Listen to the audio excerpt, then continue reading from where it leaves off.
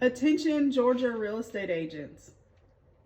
During a recent discussion with my accountability group, we delved into the topic of buyer brokerage engagement agreements. And we talked about how some buyers are hesitant to sign these agreements. But why is that? It's important to understand that these agreements are in place for the protection of all parties involved. And if a buyer opts not to sign, they are categorized as a customer, and consequently, the agent's responsibilities are limited to ministerial tasks, lacking the obligation to exercise reasonable care. Herein lies the issue.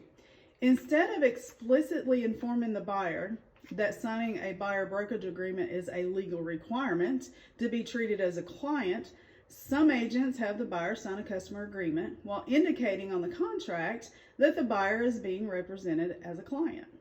This practice constitutes a falsification of the contract, which is a violation of license law and can incur a potential penalty of $600. Moreover, if your broker is aware of the practice and does not intervene, they too could be held liable for penalties amounting to $600 per transaction. The relevant legal citation is OCGA 43-40-25, specifically B28, which pertains to participating in the falsification of any part of a contract or document in a real estate transaction. Additionally, it's essential to note that the GAR buyer brokerage agreement found at the top of the page 1, explicitly states that Georgia law prohibits brokers from representing buyers as clients without first establishing a written agreement. It's under OCGA 10-6A-1, BRETA, the Brokerage Relationships and Real Estate Transactions Act.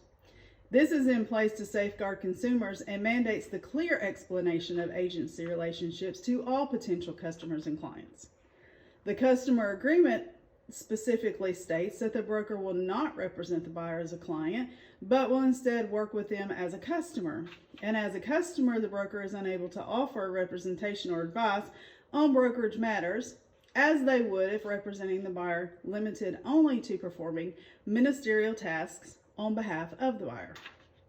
So it's perfectly acceptable to work with a buyer as a customer, but it's crucial to accurately reflect this relationship on the contract, purchase and sale agreement.